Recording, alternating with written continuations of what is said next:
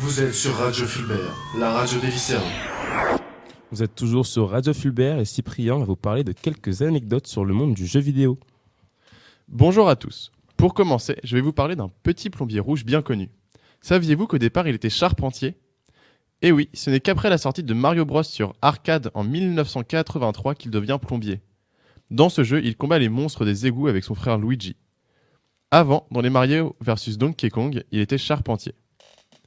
Saviez-vous aussi qu'au départ il était censé être le méchant et que Donkey Kong devait être le héros de l'histoire ? Ce sont les investisseurs de Nintendo qui ont voulu changer ce détail.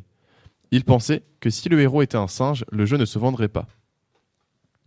Et dernière anecdote sur Mario. Savez-vous pourquoi il a une moustache ? Non ? C'est car les designers de Mario trouvaient plus simple de faire une moustache que de faire une bouche. Connaissez-vous Atari ? Il s'agit d'une des premières entreprises à produire des AAA. Et durant de nombreuses années, elle a été plus importante que Nintendo. Et ce, jusqu'en 1983, année fatale pour Atari.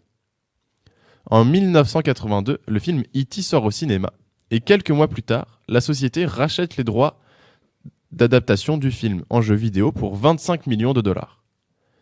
Le jeu commence à être développé, et pendant les tests, tout le monde est ravi.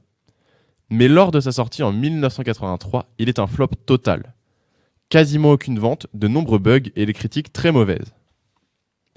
Au cours de la même année, Atari voit ses ventes chuter au profit de Nintendo. C'est donc pour cela que la direction d'Atari va choisir d'enterrer tous leurs invendus, dont 300 000 cartouches d'E.T. parmi les 728 000 enterrés au total. Les invendus sont enfouis au Nouveau-Mexique, et même si quelques personnes parlent de cet événement, il devient vite une des plus grandes légendes du monde du jeu vidéo. Jusqu'en 2013, où les cartouches et de nombreuses consoles sont déterrées. Et les dernières anecdotes sont sur Nintendo. Tout d'abord, savez-vous ce que Nintendo veut dire ? Eh bien, Nintendo veut dire laisser sa chance au paradis en japonais.